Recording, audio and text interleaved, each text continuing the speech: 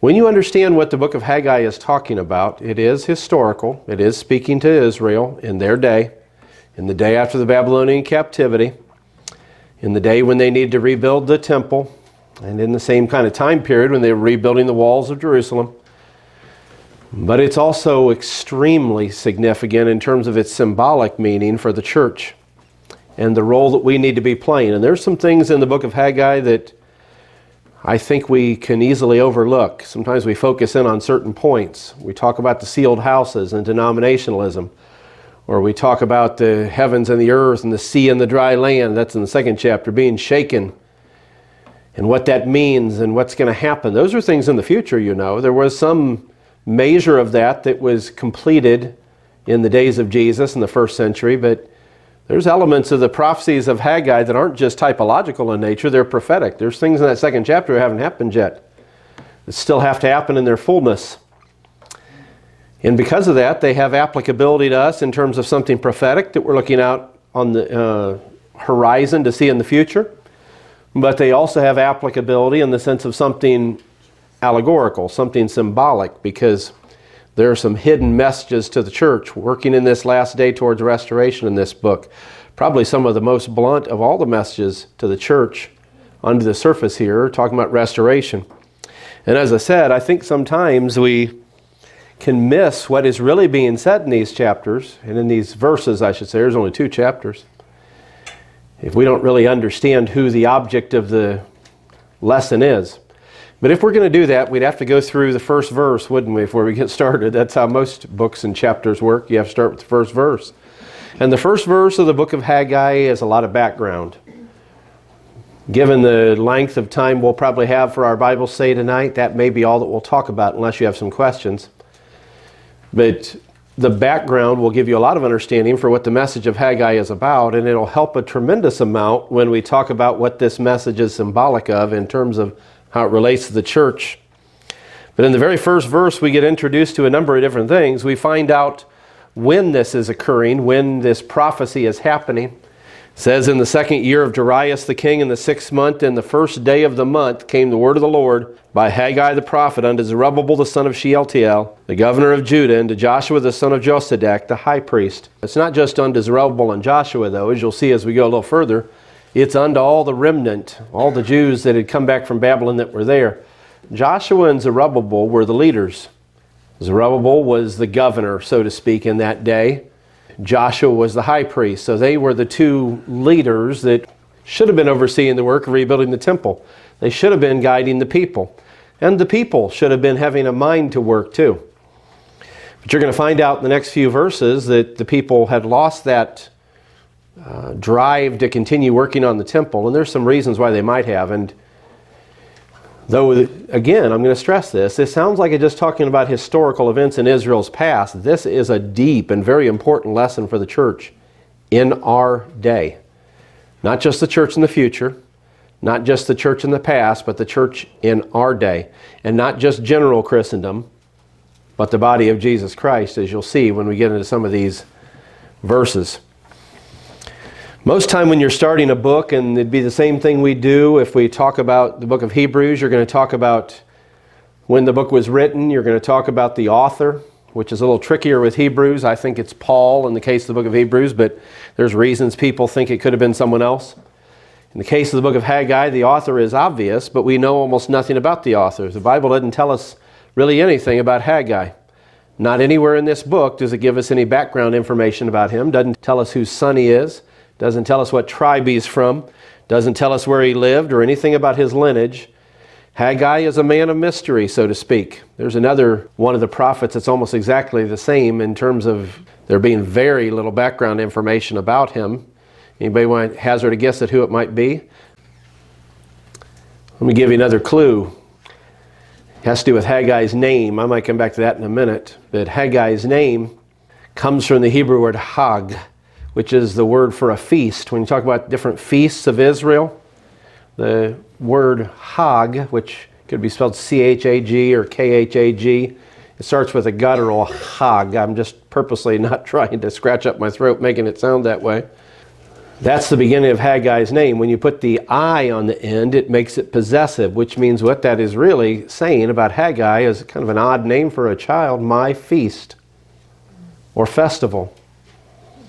It's the very word that God uses for his feasts, those 7 major feasts that he has in the Bible. The spring and the fall feasts is the word Hag, and Haggai is his name. There's another prophet I started saying, and this is easy to remember these two. They're both ones that are somewhat what you might call men of mystery. You don't know much about them, and their names don't really tell you much about them. But he's another prophet who also has the possessive in his name. He's called my something. Malachi. Malachi, which means my messenger or my angel. It's a word for an angel or a messenger. So it's interesting that 2 of the 3 of the prophets, they're some of the last prophets in the time of the Bible, Haggai and Malachi, the other one being Zechariah, both were very mysterious. There's not much known about them at all as far as their background.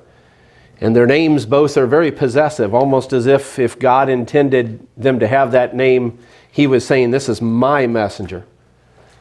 How he might mean the name my feast is a little bit more difficult, and maybe we'll see some reasons why Haggai might have that name if it has some symbolic meaning to it as we get further into the book of Haggai. But as I said, there's very little known about the identity of Haggai, really nothing at all, except for some Jewish traditions.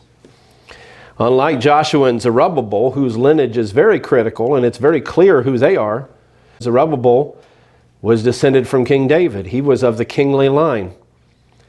Joshua was descended from Zadok the high priest, all the way back to the time of Solomon and back on before that to Aaron.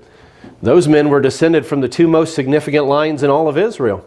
Zerubbabel from the line of the kings that went back to David, and Joshua from the line of the priests that went back to Aaron, and in the days of David to Zadok the high priest. And their lineage is very critical because it's part of what would give the people in that day confidence, is knowing that you've got men whose heritage goes all the way back to the godly authors, the godly origins of those offices. So you got a man whose line goes back to David, who's the governor in this day. You've got a man whose line goes back to Zadok and on through him to Aaron, who is the priest in this day. So their pedigrees were pretty important. Their lineages were pretty important, but Haggai has none. We don't know a thing about him. We don't know who his father was or who his mother was or what part of the country he came from or what tribe he might have belonged to or anything else about Haggai other than probably the most important thing in the world, and that is that the Lord God of heaven had called him to be his prophet. Yeah, that's what counts. That's even more significant than being descended from a king or a priest, you know, because there's people that have been descended from kings and descended from priests that made a terrible mess of their lives. You'll see some of the priests descended from Aaron that made a terrible mess of their lives. You'll see some of the kings descended from David that made a terrible mess of their lives. But if a man's really called of God, it doesn't matter what his physical lineage is, if his spiritual lineage is pure, his spiritual lineage is clean. So it wouldn't matter if you're born an aristocrat or if you're born with a silver spoon in your mouth, as they say.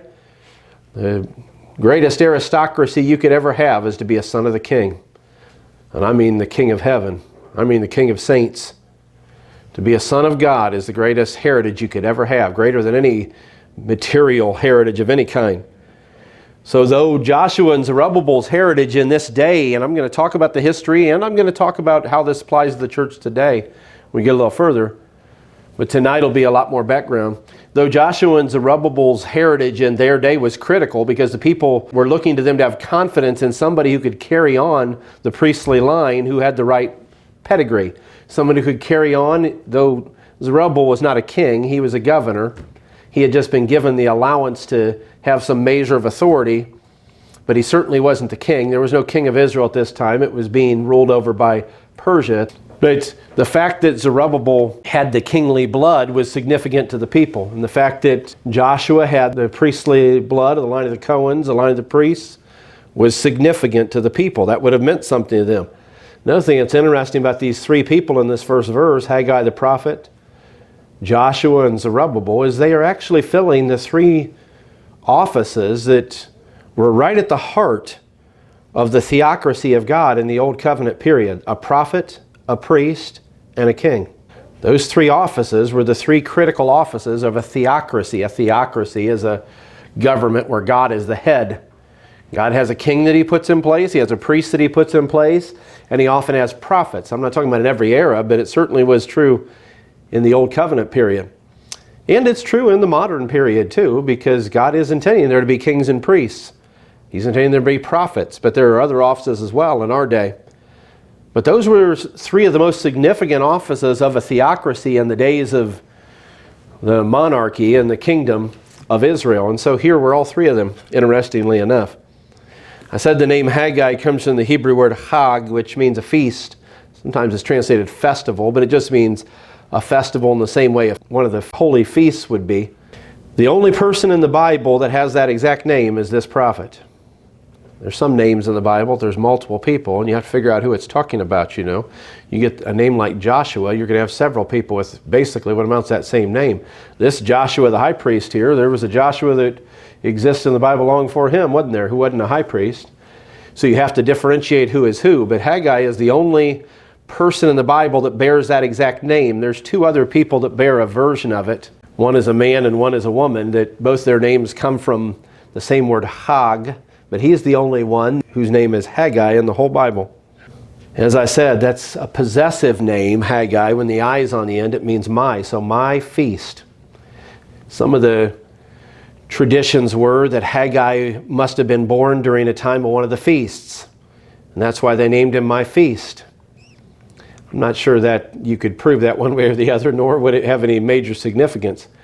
Some people think he has that name because God intended him to have that name, and it pictures something very important that might be communicated by the book of Haggai, the message in the book of Haggai. I would say that is more likely than just the fact that he might have been born during a time of the feast and someone named him my feast. That, I think, is not the deepest reason for the meaning of his name. And you might want to consider that quite often in the Bible, people have names that God had to be involved in, even if God didn't tell someone to name the person that. There's times that God does seem as if he's directing a naming or a direction of a child's life in a very personal way. But other times people have names that you look at their story later in the Bible and you're going to find out they just fulfilled their name. Whatever their name was, they just fulfilled it. They were an example of whatever their name was describing, expressing, whatever it meant. They lived it out. You know, you have somebody whose name maybe is angry and they act angry. You have somebody, remember Nabal? Anybody know what that name's about? Well, it's about being a fool. And Nabal was a fool. Remember, his wife even said of him, that's pretty rough when your wife says this of you. Hope mine doesn't have to say this about me one day. Maybe she's already thought it. Maybe it's already crossed her mind. But she said, his name is Nabal and he is just what his name says. He's a fool. Well, there's some people that live up to their name. Is it always good to live up to your name? Well, it depends on what your name is. And I don't just mean your literal nomenclature, you know, that you were given on your birth certificate. I mean your name of your reputation. Some people live up to their name in terms of their reputation. They're known for having a bad attitude and they seem to be proud of it. I got a half dozen names. I'm still working on them. Brother Stevens said he has a half a dozen names he's still working on. I'm not going to even touch that one, Brother Stevens. Any name I imagine anyone would give you would have to be a pretty nice one. Because I don't know of anything about you that can't be described in pretty favorable language. We don't want to live up to a name that's a bad name, do we? When that's the case, you might want to get your name changed. Do whatever it takes to get your name changed if you got a bad name.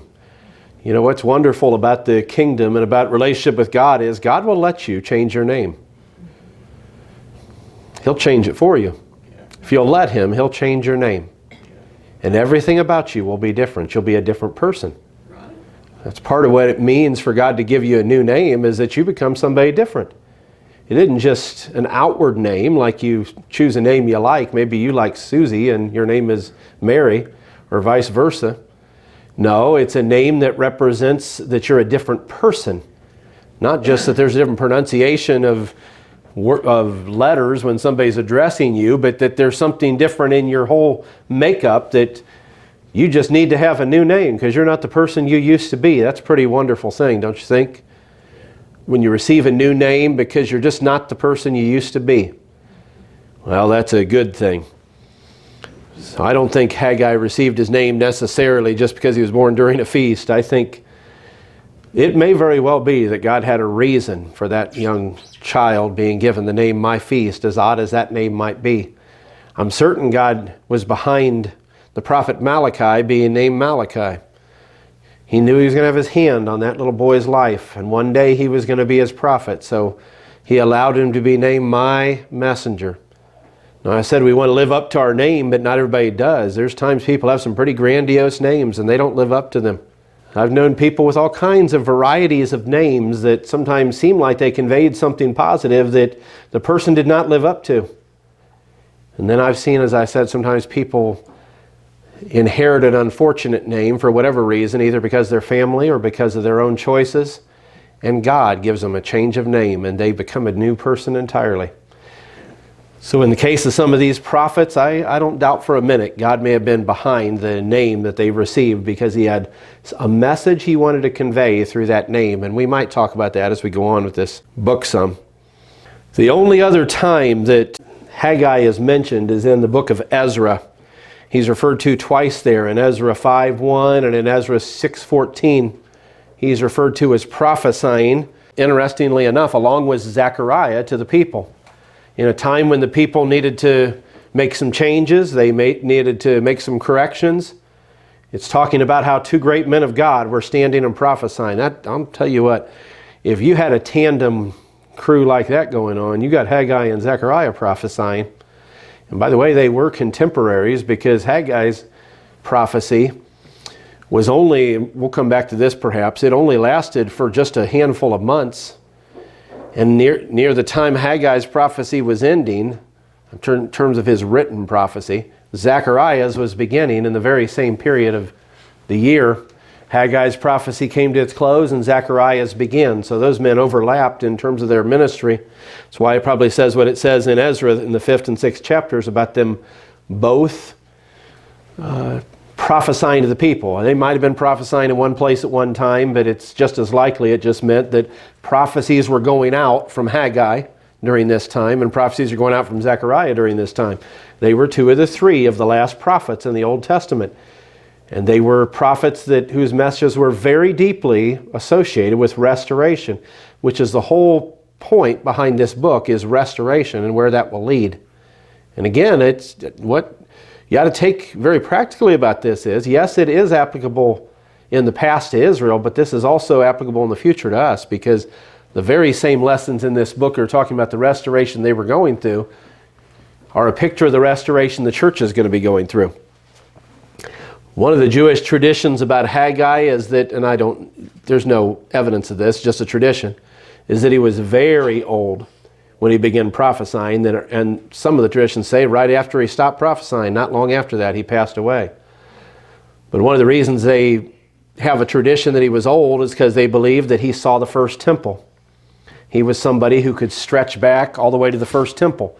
You want to stretch back to the first temple, you would have had to have been alive in 586, and Haggai was prophesying in around 520, which means it'd have to have been 66 years since he had seen that temple. So think through how old he'd have to be.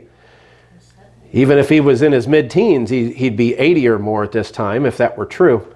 It wouldn't surprise me if Haggai was alive during the time of the first temple. He seems to have a significant, at least the way that God anoints him, he seems to have a significant conception of the nature of what the next temple is going to be versus the last, as you're going to see in the second chapter especially.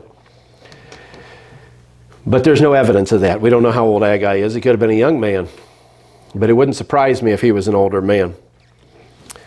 He was, as I said, one of the very last of the Old Testament period prophets, along with Zechariah and Malachi. Every one of those prophets have a message that includes the idea of restoration and goes right on forward into the time of the very end. Not just the first century when Jesus would come. They allude to that as well, especially Malachi. But all the way down into the end that we're still looking forward to, which is why their prophecies are so significant, because they're not closed out prophecies. They're not prophecies that you're just looking back at as history and saying, well, this is a nice lesson to see how God showed how certain things were going to happen. There's an entire chapter of the book of Daniel that you can go through that is extremely mysterious in its language if you don't know what it's talking about, if you're not a very serious student of history. I'm not talking about the language of the different beasts. That all by itself is mysterious, but that isn't too terribly difficult to understand once you know that's talking about the different kingdoms Israel interacted with. But I mean, you get down to the king of the north and the king of the south, and they're going back and forth with all these different relationships and doing this and doing that. Do you realize that whole thing is a point-by-point breakdown of what happened in between the period of the two covenants in what amounts to the time from which Greece, the Grecian Empire, took over that part of the world on to almost the Roman Empire, and the different divisions that occurred in the Greek Empire after Alexander's death, and then the different kings that followed to rule over those divisions. If you were a very serious student of history, you could go through that chapter and line those things up with historical things that already happened in the past and realize the king of the north is talking about one of the kings up in Syria. The king of the south could be talking about, depending on the context, one of the kings down the area closer to Egypt, the Ptolemies versus Antiochus and his heirs, and the battles and things that were going on between them, marriages and deaths and other things that are all alluded to in that chapter. But if you're reading through it, I don't think you're going to find a lot of future prophecies. You're looking back at history. It's one of the most astonishing prophecies in the Bible, though. If you want to see the evidence of God, so much so that a lot of liberal scholars have claimed that Daniel couldn't possibly have really lived in the days of Babylon when the book of Daniel says he lived, because how could he know all these things that were going to happen a couple hundred years later? Because Daniel was shown by God, but it's as if they cannot accept that God could be that specific. In fact, I've heard some scholars, think how foolish this is, who believe God can give prophetic insight to something that's coming in the future, but on the other hand, they say, but there's no way that Daniel's prophecies happened. That's somebody that wrote those long after the fact. They're too detailed. They're too precise in terms of history that in Daniel's day hadn't happened yet. So it had to be someone else that wrote them. That shows you how foolish people are. God knows every detail. He doesn't have to look back on history. He can look forward too. He knows all the different options of what's going to happen and the things that he's involved in terms of the pieces he's moving to get to a certain place in terms of the global chess game, so to speak, where he's moving pieces to get to a certain end result. He knows exactly what's going to happen because those pieces he's moving in a certain way to get to a certain end result. I'm not talking about every piece, but I'm talking about the pieces that are global level pieces that move things forward in terms of history. So God knows what he's doing. But coming back to these prophets, they were the last three prophets of this period. They're the last three of what's called the minor prophets. 9 of the minor prophets prophesied before Israel went into the Babylonian captivity. And 3 of the minor prophets, which is Zechariah, Haggai, and Malachi, prophesied to the Jews who came back from the Babylonian captivity. That's an easy way to divide them up. Zechariah, Malachi, and Haggai are 3 of the 12 minor prophets that prophesied to the Jews after the Babylonian captivity, after they returned. The rest of the minor prophets, this will be easy for you to remember where they fall in history, prophesied prior to the Babylonian captivity.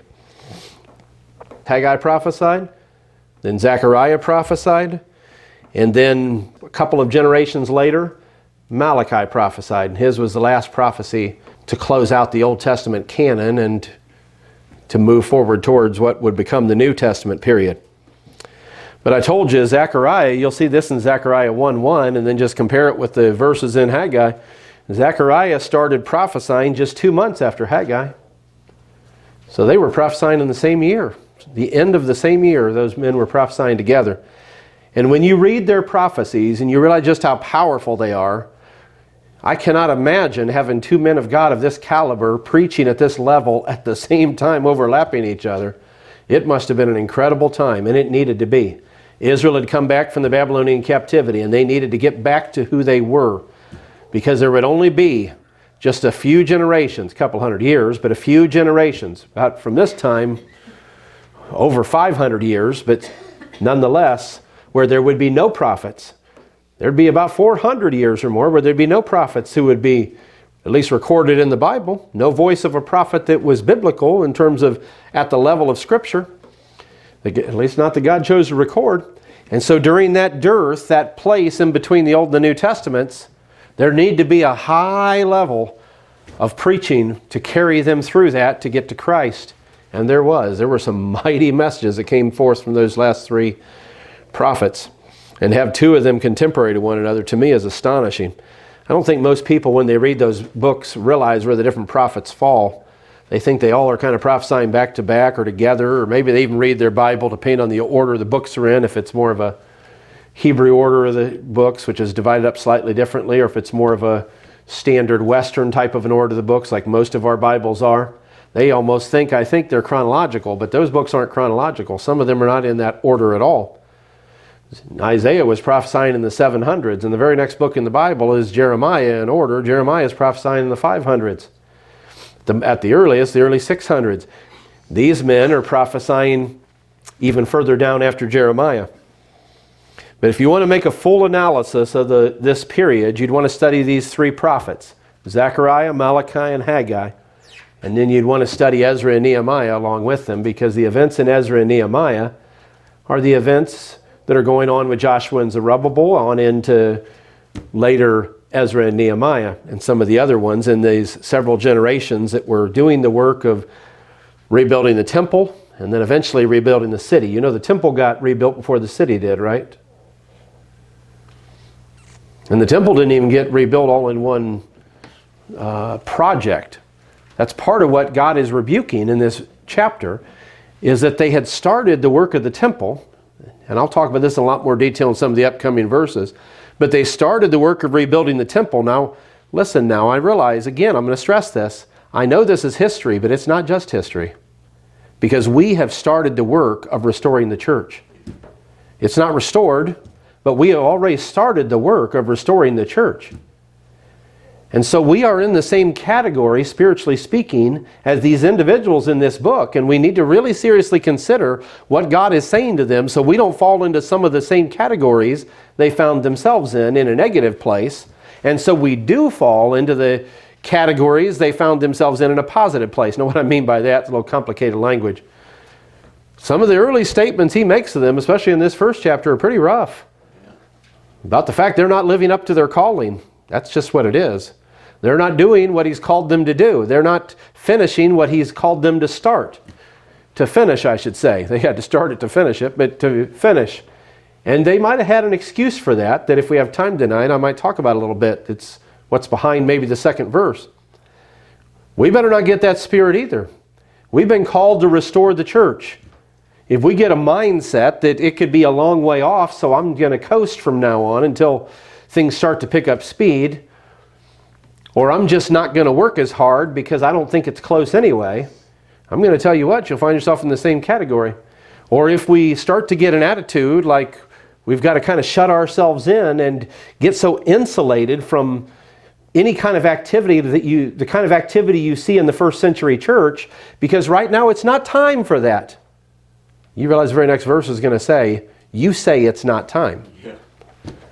A lot of times I think people's reason for being so over-insulated in terms of what they preach, in terms of what they present, is because they feel like it's not time yet. Because some of the same folks that say it's not time yet will also tell you when it is time, God's going to push the church out on the stage of the world.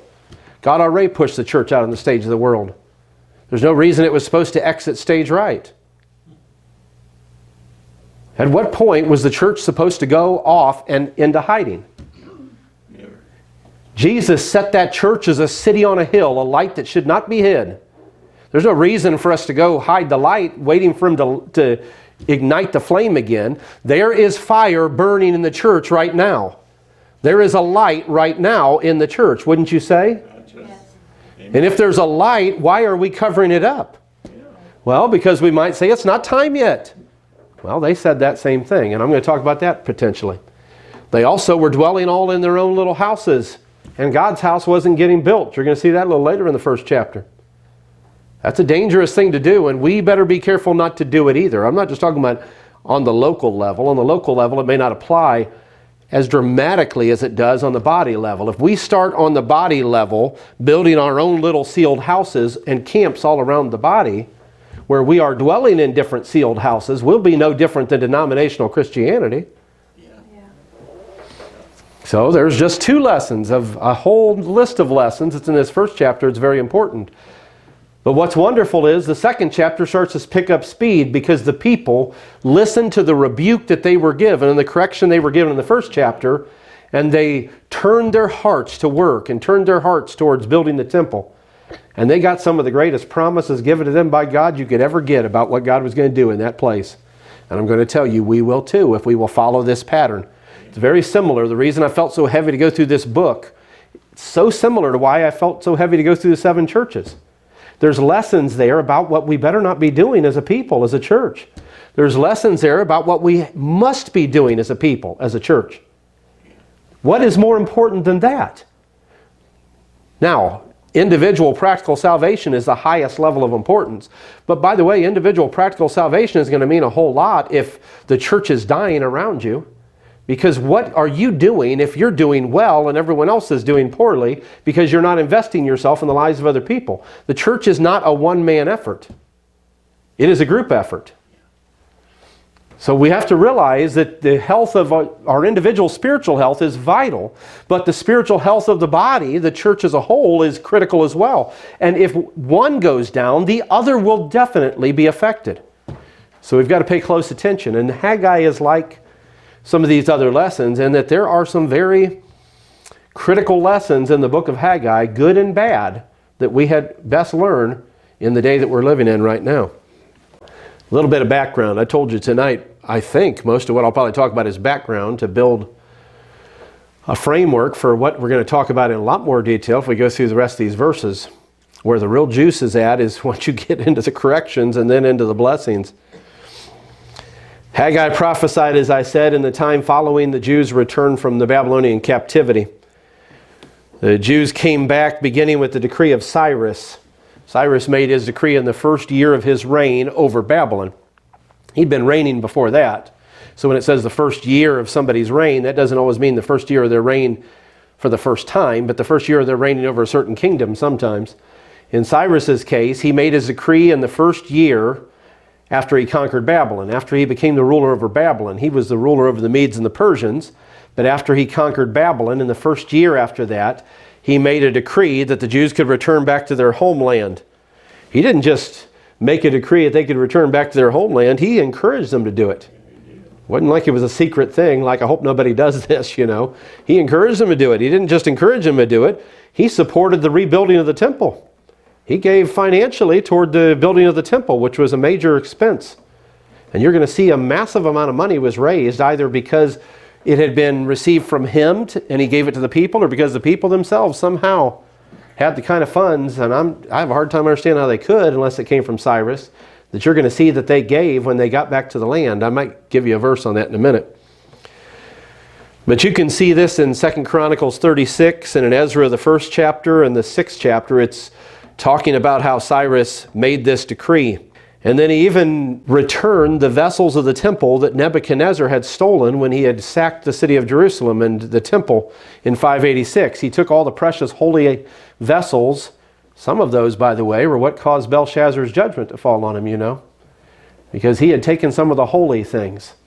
And he was having that drunken feast. You realize who was getting ready to conquer him? The very kingdom that Cyrus was going to be the king over. And Belshazzar was in his great hall, so to speak, and he had brought in, what a blasphemous thing to do, he had brought in some of those precious holy items that Nebuchadnezzar had taken and stolen from the temple when he sacked the city of Jerusalem in 586. A generation after Nebuchadnezzar did this, here's Belshazzar. And you know the story well, that a finger came and wrote on the wall, Mene, Mene, Tekel, Upharsin, you've been weighed in the balances and found wanting. I'm going to tell you what part of what made him weighed in the balances and found wanting is that he had misused God's people and he misused God's holy things. One of these days this nation is going to be in the same exact category as Belshazzar if its course has not changed, and I'm not sure it's going to change its course.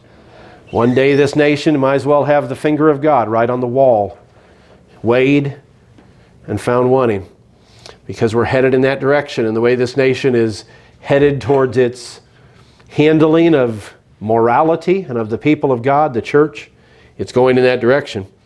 But Cyrus in his day was going a little bit different direction. And by the way, by no means was Cyrus somebody that was all that righteous. Cyrus was not a holy and righteous individual. God can use some pretty wrecked individuals to get his will done. You know that, right? Hopefully he doesn't have to use us if we're wrecked and we don't straighten up. But I'm going to tell you right now, I've seen him use some wrecked individuals to get a job done. And Cyrus wasn't exactly the best person. And yet when God talked about Cyrus, he called him He called him. You know what he called him? He called him 200 years before he... Yeah, he called him, but you know what he called him? Who knows what God called Cyrus in Isaiah 44:28? 28 is the last verse of the 44th chapter, so that'll get you there easy. All right, I can't sit here 10 minutes waiting for you to finish my sentence for me. Shepherd. My Lord, he's not much of a shepherd, murdering folks and doing brutal things. I'm going to tell you, God can use some individuals who do not have a good spirit, who are an absolute mess to get his job done. And sometimes he uses pretty rough packages to get the job done. And he certainly did with Cyrus. Considering Cyrus's brutality at different times in his reign, it's astonishing how much mercy and compassion he had towards the Jews. And I think there's a reason I'll come to in a minute. It'll be related to Isaiah 44 and 45. I think somebody read the prophecies to him. And I think it probably caused those peacock feathers of his to just fluff out, you know. They're trying to look big, and yeah, I bet it just stoked his ego for someone to say, do you realize that the greatest God in all the universe prophesied to a prophet 150 to 200 years before your time, named you by name and said what you're going to do? Oh, I'll bet that made his ears perk up, you know. Let me give you some of the prophetic statements that God made. You could go to quite a few. I'm just going to focus on just a little passage at the end of the 44th chapter, maybe the last verse, that 28th verse, through the first 4 verses of the next chapter, the 45th chapter of Isaiah. But there are statements all through Isaiah 42 through Isaiah 48 that are alluding to Cyrus and some of the events of this time. Last verse of the 44th chapter of Isaiah, speaking of God doing the talking, that saith of Cyrus, talking about naming him by name, just named him. Didn't say that saith of the Persian king. He named him. I'm sure somebody reading Isaiah's prophecy probably thought, who's Cyrus? Who's this Cyrus Isaiah's talking about? Maybe they had a neighbor that was named Cyrus. They thought maybe he's talking about that guy. Well, you're going to find out this is somebody that's going to do some major things for God. That saith of Cyrus, he is my shepherd and shall perform all my pleasure, even saying to Jerusalem, thou shalt be built into the temple, thy foundation shall be laid. And then on into the 45th chapter, he says, thus saith the Lord to his anointed. He names him again, to Cyrus. How's that? He calls him his anointed. This is an unclean individual, without a doubt, with all kinds of pagan ideas and practices. And yet he's God's anointed. That's because God had a purpose for this man. To Cyrus, whose right hand I have holden, to subdue nations before him. I will loose the loins of kings, to open before him the 2 leaved gates. Those are those gates of Babylon. Those gates that were normally locked and secure, and that was an extremely secure city. You study ancient Babylon. The walls on that city were massive. You could have chariot races on top of those walls. It was not a city that was easily conquered. But they left, according to one tradition, the water gates, the leaved gates, the water gates that allowed the water to come into the city, open that night. And in came the Persian troops and conquered that city without even having to fight over the walls. They came in under the walls, essentially. And that's what this prophecy is talking about, I believe. And the gates shall not be shut. How's that for a prophecy? You realize that Cyrus could look back on that and say, that is exactly what happened. The gates were open. The gates weren't shut. And I'm Cyrus. So you know he's starting to get his feathers fluffed up at this point. Someone's reading this to him. He said, I will go before thee and make the crooked places straight. I will break in pieces the gates of brass and cut in sunder the bars of iron. And I will give thee the treasures of darkness and hidden riches of secret places. He sacked that mighty city of Babylon, and all those riches and treasures that city had became part of his plunder. That thou mayest know that I, the Lord, which call thee by thy name, am the God of Israel. What an incredibly significant statement. In that one little sentence, when the man who read this to him, or if somehow he got a hold of the scroll of the prophet Isaiah, I happen to think, by the way, it very likely might have been Daniel that brought this to him. You'll find out in Daniel 10:1 that Daniel was still alive in Cyrus's day, because one of the prophecies he made in that 10th chapter of Daniel starts off talking about, I think it's the 3rd year of King Cyrus. This prophecy came to me, meaning Daniel's still alive. Which means Daniel had to be there when Cyrus conquered that city. And clearly, Cyrus didn't kill Daniel. He must have saw some value in him. I think you could reasonably assume that Daniel, when Cyrus comes into the city as the conquering king, Daniel, who I think was certainly very knowledgeable in the scripture and knew what had just happened to this city, must have thought to himself, Isaiah's prophecy has just come about. And Daniel also knew that God had a timetable for the restoration of Judah from Babylon. In the 9th chapter of Daniel, at the end of that chapter, before the 10th chapter that says in the 3rd year of Cyrus he had this prophecy, Daniel has his prophecy about the 70 weeks. And in the midst of that prophecy of the 70 weeks are hints about how long it was going to take before the decrees would go out for the temple to be rebuilt, for the city to be rebuilt. Right built into the 70 weeks of Daniel in the 9th chapter are the very clues as to what God was going to do in terms of bringing Israel back to their restoration and on into the time of Christ. And so I think Daniel, having had the prophecy of the 70 weeks of Daniel and some of those other things, and things prior, had this hope in his mind for Israel's restoration. So in the day when Cyrus arrived, and Daniel, being as I believe him to be, I'm certain he was, a Bible scholar, probably had a copy of the scroll of Isaiah, or could get one, and knew what that prophecy was, probably took that scroll right to Cyrus and said, there's something you need to see, O king. My God, who is the God above all gods, had something to say about you personally. Not some vagary like Nostradamus' prophecies that could mean 100 different things, and if it fits, it sounds good, you know, like people reading their horoscope and it says, today you're going to have a sunny day or something, and the sun doesn't come out at all, but some nice person says hello to you. Well, that must have been what it meant. You'll always look for something that's fulfilling it. This is not something that you could be mistaken about. This is a very detailed description of what happened. Even names the man's name. And I think Daniel went to Cyrus, if it was Daniel, and said, I need you, I want to show you something, king. The holy and great God of heaven wrote something about you. And you know what's interesting in this sentence? Listen to what he says. He says that thou mayest know. This is God talking directly to Cyrus. And if Daniel was reading it or Cyrus was reading it himself, it was God speaking to that king. That I, the Lord, which call thee by thy name. In other words, you want to know how I am really who I say I am? I called you by your name several generations before you were even born. Am the God of Israel. You notice he didn't just say, I am the Almighty God. I'm the highest God. You know why I think God didn't say that right in that phrase? Because right in that moment, what he was trying to tell Cyrus wasn't about God as much as it was about what he wanted Cyrus to do. He could have told Cyrus in that statement, I'm the one that called you by name because I'm the greatest God there ever was. That would all be true. But God wanted Cyrus to want to deliver Israel for him. So he said, I'm the one that called you by name. I'm the one that gave you this kingdom. And by the way, I'm the God of Israel. You know what's hidden in that little statement? So let my people go. Look what I did for you. Look where I put you. Look how much foreknowledge I have that I could call you by name. For Jacob my servant's sake and Israel mine elect, I have even called thee by thy name. That's even straighter. In other words, the reason I called you by your name and prophesied about you was for the sake of the children of Israel. I did it because I loved them, and I called you to deliver them. I have surnamed thee, though thou hast not known me. Isn't that something? Well, that was God making a statement to him, and Cyrus responded to that and did so by decreeing that Israel could return, and didn't only do that, as I said a little bit ago, he gave them treasure to help them rebuild the temple. He gave them back the holy vessels to help populate, so to speak, if you want to use that word, to furnish the temple. He made sure they were protected. He allowed them to have somebody from the kingly line. That was entirely at his prerogative, you realize. He could have sent anybody there to be their governor. He could have sent a Babylonian governor. There were other governors in that area. But he allowed them to have a governor in their area that was somebody descended from the kings of Judah. What an incredible thing that would have been for them. Feel like at least the most immediate authority over us as somebody who's actually one of our kingly line. He let them have one of their own priests. He didn't send some pagan priest with them.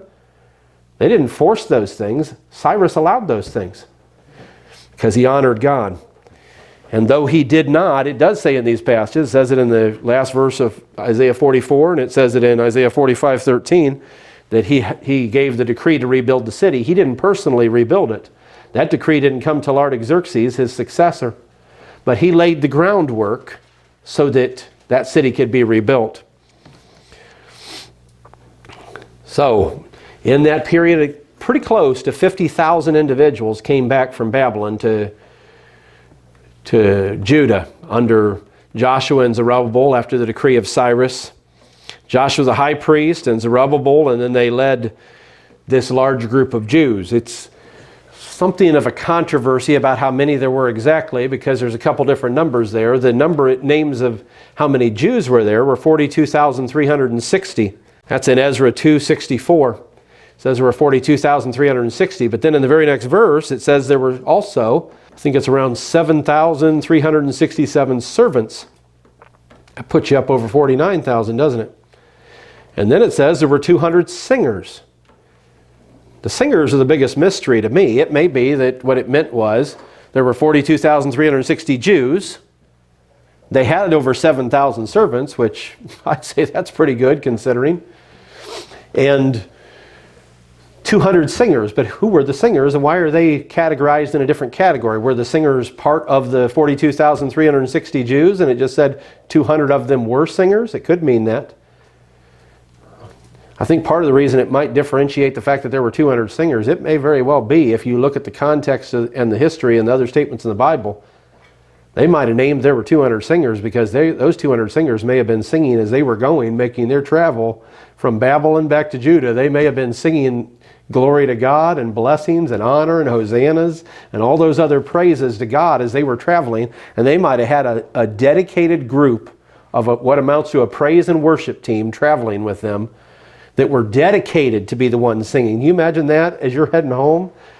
After your entire family and ethnic group has been captive in Babylon for 70 years, and you're finally heading home, and you're heading home stocked with treasures, and you're heading home with a high priest and somebody of the kingly line leading you, and then you're surrounded by 200 singers singing praises to God? That'd be something, wouldn't it, to be on that trip, be traveling across that journey. That was quite a journey. Yes, it was. They might have needed encouragement, singing to encourage them, because that was a long trip. Yep. And they walked. I think they needed the encouragement, just like in some of the other stories you see in the Bible where they sent singers out ahead of them in battles and other things. We have sometimes used this number of 42,360, and I don't know how you'd apply the other elements, but we've sometimes used that number as a possible remaining number of bride members that'll be made up in the restored church. There isn't anything biblical to prove that that is the case, and I think we ought to be careful not to be dogmatic. Once in a while I hear somebody get up and say dogmatic things about things that are absolutely theory. That's a theory. There's nowhere in the Bible that says that those are the bride members. It just tells you there's 42,360 people. Maybe that's the whole restored church, and out of that will come the bride. It's hard to say. I don't have any problem with that being bride members. It seems to make good sense if you're talking about 144,000. That there would be 44,360 left, or 42,360 left at that time. That wouldn't surprise me. In the latter rain church period is what that'd be talking about. But I think we do have to be careful not to be dogmatic and say, this is what it is, because there is no way you could possibly prove that's what it is. It's a theory. It might be a very good theory, but it's a theory. It might be sensible, and I think it might even be true, but I'm always careful, and I've always told the brethren that I work with, ministers overseas and otherwise, that we've got to be very careful being dogmatic about things that are not absolutely certain. And even if they're absolutely certain, we don't always have to be dogmatic in our tone. We can be a little gentler and more careful in the way we present things. And in cases where we are using things that are speculation or theory, and you cannot prove it by the Bible, I think we would just be safer of saying, our view is that this is this way. Or here's what it might be, or it's very likely. But I think we need to be careful about being dogmatic about things that you simply cannot be dogmatic about if the Bible doesn't define it that clearly. I mentioned that they not only appear to have been given treasure, it looks like some of these Jews coming back from Babylon must have been wealthy in their own right, which is astonishing considering they went in as captives. But that's what happened when they came out of Egypt too, wasn't it? In almost the same kind of way. They were given money from the nation they were leaving. We don't know how it happened in Babylon, other than the fact that Cyrus clearly gave them some funds. It may be some of these people were pretty wealthy, and I'll tell you why in a moment. Listen to this statement in the book of Ezra talking about what happened after they got back from this journey from Babylon and they got back to Judah. It's in the 2nd chapter of Ezra, the 68th and 69th verse. It says, some of the chief of the fathers, when they came to the house of the Lord, which is at Jerusalem, offered freely for the house of God to set it up in his place. Now what that simply means is they came to the place where the temple had been. There were just ruins there. And in order to rebuild that temple, they gave a free will offering. They didn't take pledges. It wasn't a tithe, but they gave freely, which just is a way of saying they just gave whatever they felt freely to give. They gave after their ability, which is a pretty wise way to give. If you got the ability to give more, you should give more. If you can't give as much, it's all a measure of what you're capable of giving, what's a sacrifice for you. They gave after their ability unto the treasure of the work. Listen to how much they gave. Now, you may not realize how significant this is because we don't think of these amounts from a modern standpoint, but I'll tell you how much this was and then see if it doesn't bug your eyes out. 61,000 drams of gold and 5,000 pound of silver and 100 priests' garments. In our modern weight, that would be 1,100 pounds of gold. That's 13,200 ounces of gold, I believe. Now you multiply that by the present price of gold, which is quite a bit right now. It's very high. That would mean that the gold alone they gave in today's money would be worth $23 million. And then the silver would have been about 3 tons, and 3 tons, a ton is about 32,000 ounces, so 3 tons is 96,000 ounces. Silver is just about at $25 an ounce today, I think. That's a massive offering, and it does demonstrate how initially invested they were in restoring the temple. You're going to give that kind of offering. You really are serious about wanting the temple to be rebuilt. So why is it that somewhere around 16 years later, Haggai's prophesying about how the temple's not built? Do you know this happened around between 536 and 538? Is when these events are happening. They're coming back from Babylon. Most believe they were back from Babylon around 536 to 535. And it's definite that Haggai was prophesying right around 520, and Haggai is telling them, why is my house not built? Yeah. And they had taken up that kind of offering, and they were so on fire about building the house of the Lord. And 15 years later, approximately, God is... You got any idea why they think? I'll be coming back to this. But do you have any idea why they think or might have thought it didn't need to be built right away? Got tied up in their own private affairs. Well, that's certainly what really happened. They got tied up in their own business, in their own private lives, in their own households, and deprioritized the work of the house of the Lord. But if somebody had asked them, why aren't you building? Do you think any of them might have had an excuse? They didn't have a leader for one thing. They had leaders. Joshua and Zerubbabel were there. That's who this letter is being addressed to. And Joshua and Zerubbabel weren't making them build either, which is even worse if you think about it. They're building their own house. They're building their own houses. That's true. Both of you are right in that. There's a little hidden thing here. They got paid for doing nothing. It's like my unemployment check. Like an unemployment check? They were receiving wealth and not doing anything. There's some elements of truth in all those things. You'd have to think about some biblical chronology, and I'm going to talk about this in a lot more detail when we get to the next verse, but when God says, you're saying it's not time yet. Well, that can mean a lot of things. Maybe it's not time because I'm tired right now. You know, when I get my energy back, it'll be time. Or when I'm done building my own house, it'll be time. Those all could be true. But I think they really meant that literally. It's not time yet. Now, how could they mean that literally? You realize Jeremiah made a prophecy 2 different times that Israel, Judah, was going to be in captivity for 70 years. Judah was conquered and Jerusalem and the temple were destroyed in 586 BC. Let's see how good your math is. When would you expect that the 70 years of judgment will be over?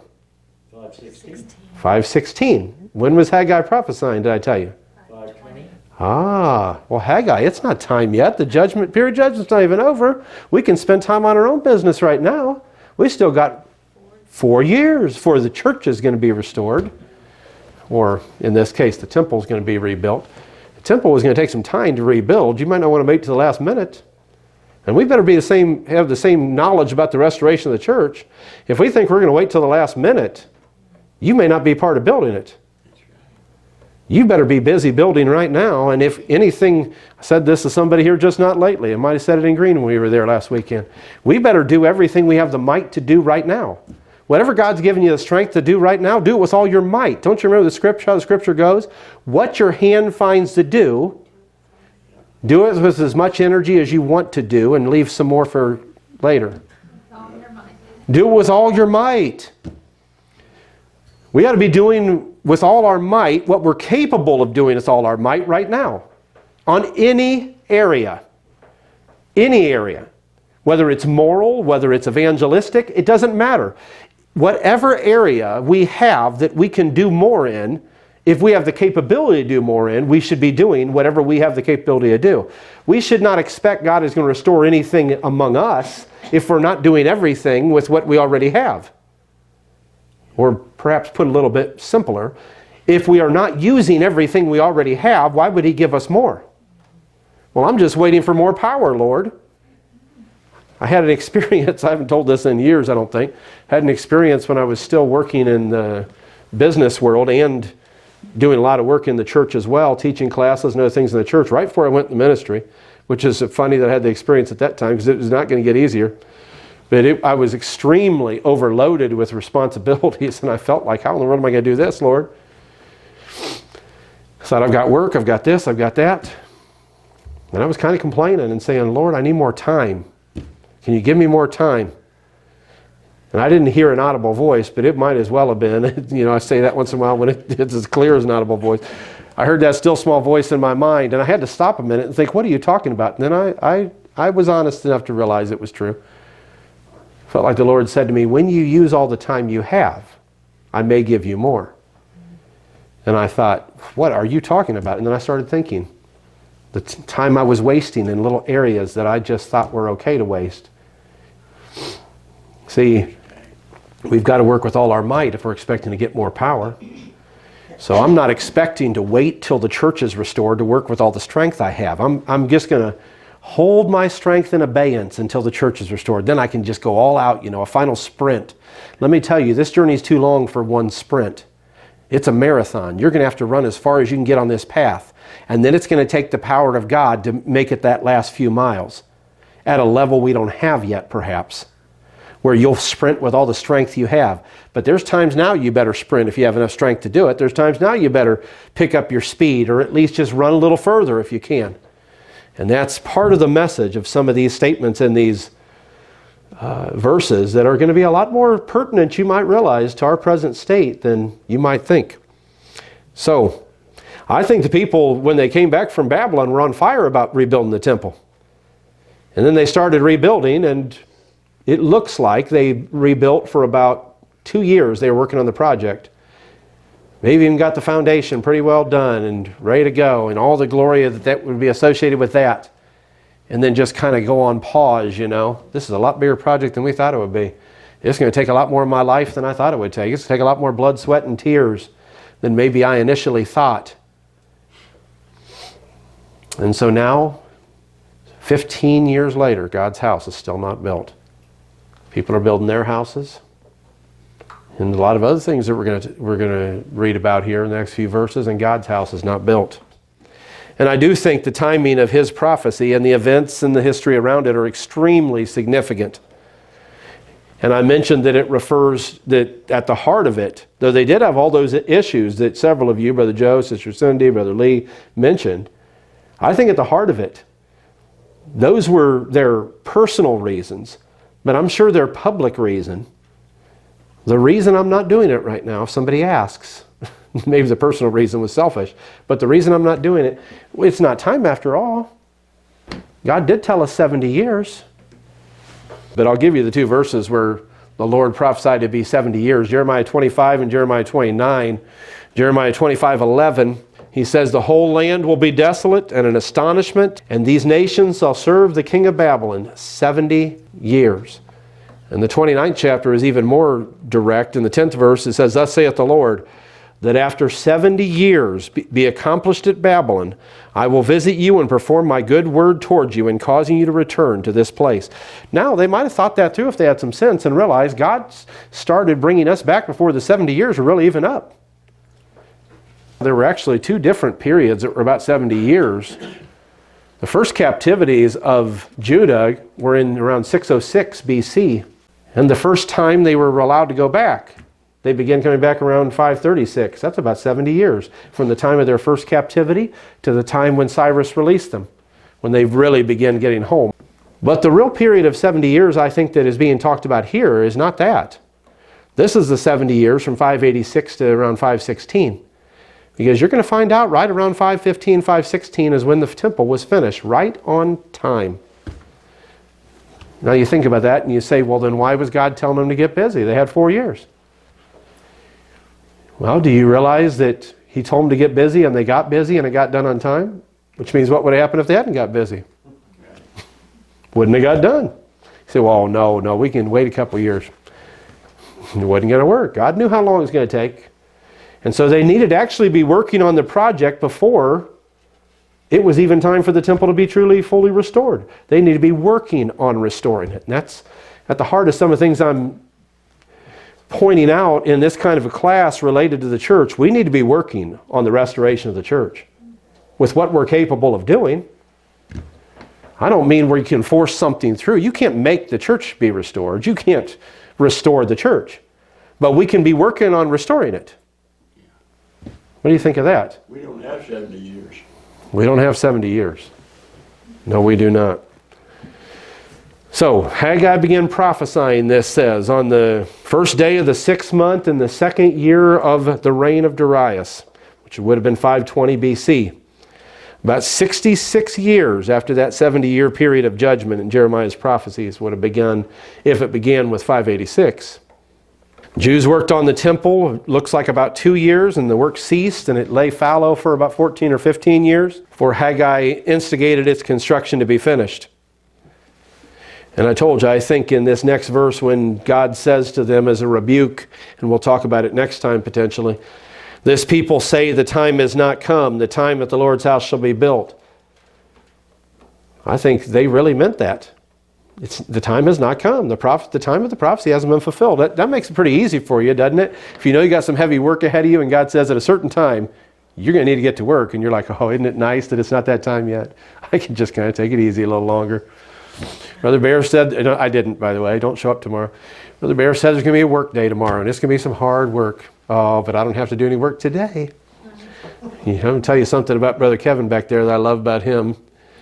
If I say he works every day, that's true, but my wife just said. But if I say there's a work day Saturday, Kevin will probably get half the work done that week. I won't have anything to do by the time Saturday comes. And that's how we ought to be. If God says there's something that needs done and he says we're all going to show up to do it Saturday, show up and see how much of God's work you can get done before Saturday. So the folks show up Saturday have an easy job. I don't mean a work day now. I'm talking about spiritual work.